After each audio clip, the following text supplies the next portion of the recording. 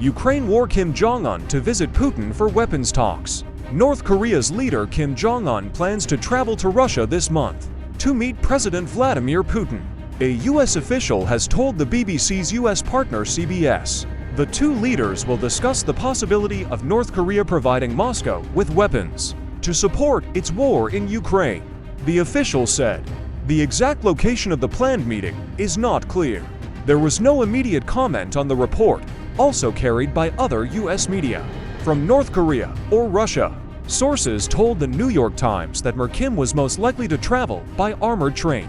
The possible meeting comes after the White House said it had new information that arms negotiations between the two countries were actively advancing.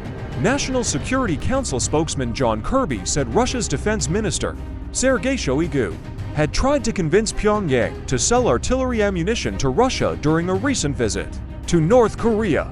Weapons on display at the meeting included the Hwasong intercontinental ballistic missile, believed to be the country's first ICBM to use solid propellants. It was the first time Mr. Kim had opened the country's doors to foreign guests since the COVID pandemic. Putin and Mr. Kim have since exchanged letters pledging to increase their bilateral cooperation.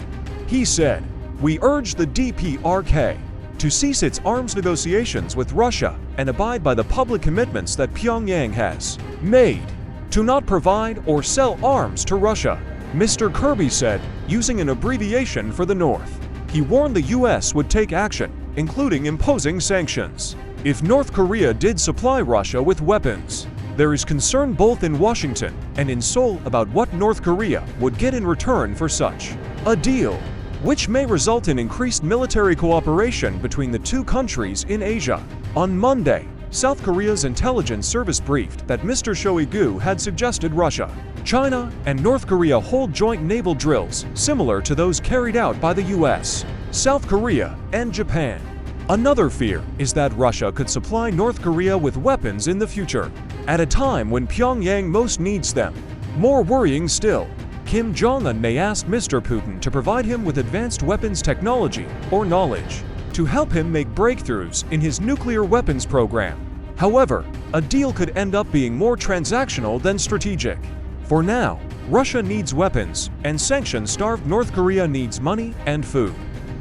The New York Times reported that the meeting between Mr. Kim and Putin could take place in the port city of Vladivostok, on the east coast of Russia. The newspaper's diplomatic correspondent, Edward Wong, told BBC News Channel that an advance team of North Korean officials had traveled to Vladivostok and Moscow late last month. They included security officers who deal with the protocol surrounding travel of the leadership. So that was a strong sign for officials looking at this, Wong said.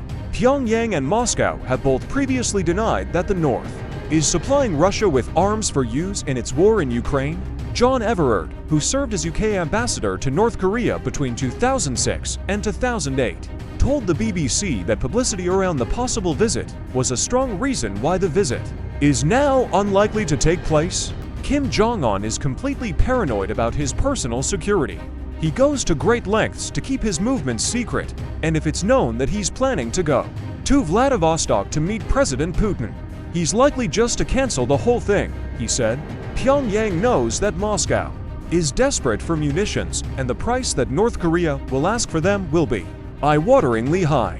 He added, while North Korea has stockpiles of weapons, they're in very poor condition, he added. The two leaders last had met in April 2019, when Kim arrived by train in Vladivostok. He was welcomed by officials with a traditional offering of bread and salt. This was also probably the last time Mr. Kim traveled abroad. After the meeting, Putin said Kim would require security guarantees in order to abandon his nuclear program. That meeting came just months after a summit in Vietnam between Kim and then US President Donald Trump had failed to make progress on denuclearizing the Korean peninsula.